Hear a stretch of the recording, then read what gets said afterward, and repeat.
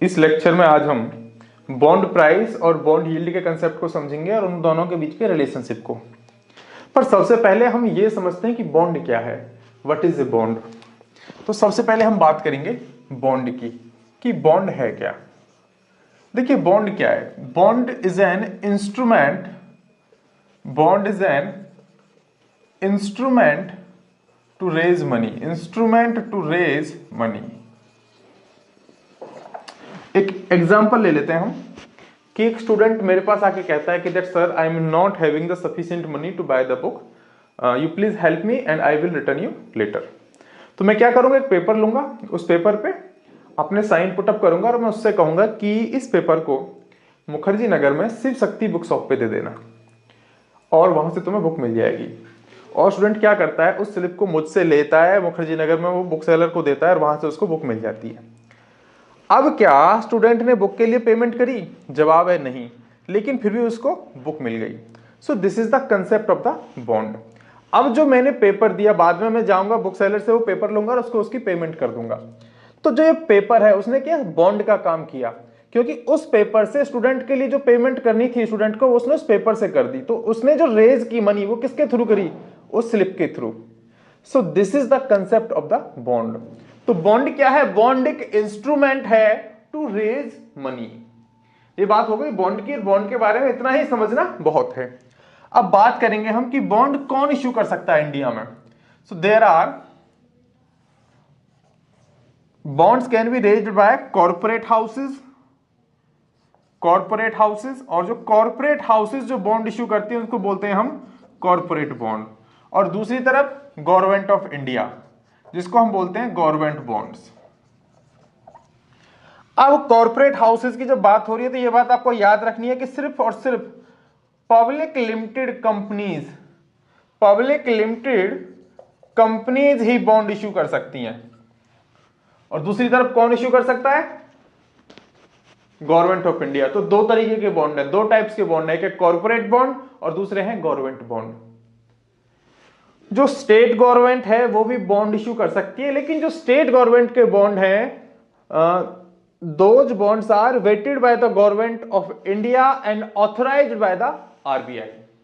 यानी कि वो इंडिविजुअल कैपेसिटी में बिना आरबीआई और बिना गवर्नमेंट ऑफ इंडिया के बॉन्ड इश्यू नहीं कर सकती।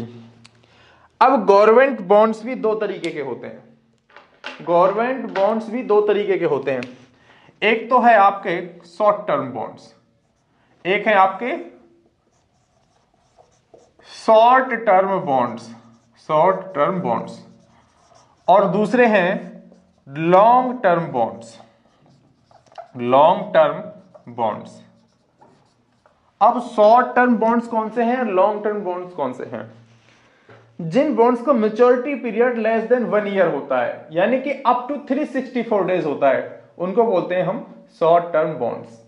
और जिनका maturity period less minimum 1 year होता है, जिनका मैच्योरिटी पीरियड मिनिमम 1 ईयर यानी कि मिनिमम 365 डेज होता है, उनको बोलते हैं हम लॉन्ग टर्म बॉन्ड्स।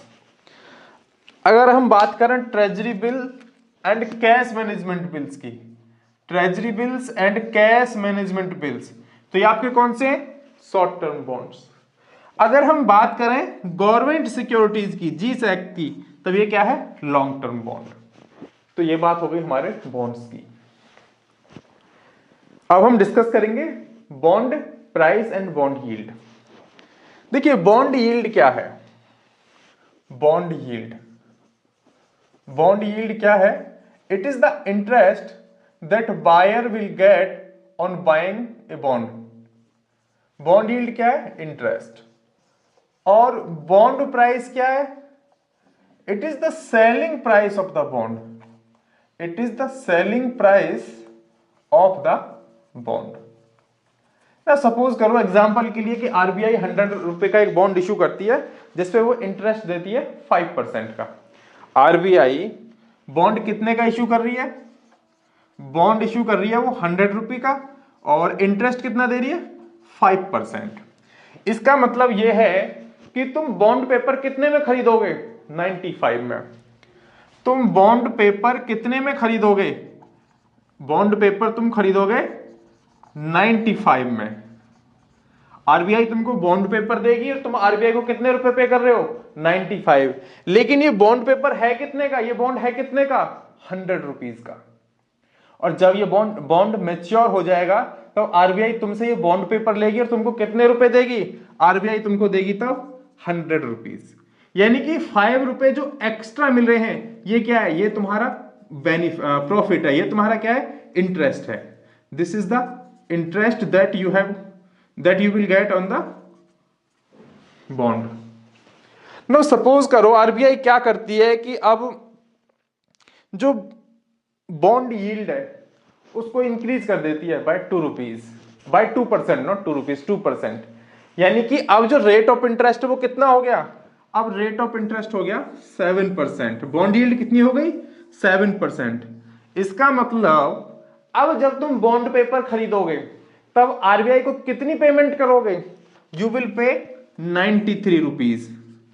जब आरबीआई से तुम बॉन्ड पेपर खरीदोगे तो तुमको कितने देने हैं, 93। तुमने 93 रुपये किसको दिए, आरबीआई को। और बॉन्ड पेपर कितने का मिला तुम्हें, 100 का। अब मेच्योरिटी के बाद फिर से आरबीआई क्या करेगी, तुम्हें 100 रुपए देगी। यानी कि यहां जो तुम्हें 7 रुपए एक्स्ट्रा मिल रहे हैं, ये क्या है, ये है तुम्हारा इंटरेस्ट, और इसी को बोलते हैं हम बॉन्ड यील्ड। अब ये बताओ कि जब बॉन्ड यील्ड बढ़ेगी तो बॉन्ड प्राइस कम होगा या ज्यादा होगा। जब बॉन्ड यील्ड बढ़ेगी तो बॉन्ड प्राइस कम होगा या ज्यादा होगा। पहले बॉन्ड यील्ड कितनी थी, 5 थी, तो बॉन्ड प्राइस कितना था, 95। फिर 7 हो गई तो बॉन्ड प्राइस कितना है, 93। इसका मतलब यह है कि अगर बॉन्ड यील्ड बढ़ती है तो बॉन्ड प्राइस कम होगा, और अगर बॉन्ड प्राइस बढ़ता है तो बॉन्ड यील्ड कम होगी। So this is the concept of bond yield, bond price and the relationship between the two। बहुत सिंपल कंसेप्ट है, बस ये कि एक बार आपको इसे समझना है। सिर्फ बुक पढ़ने से ये कंसेप्ट समझ में नहीं आएगा।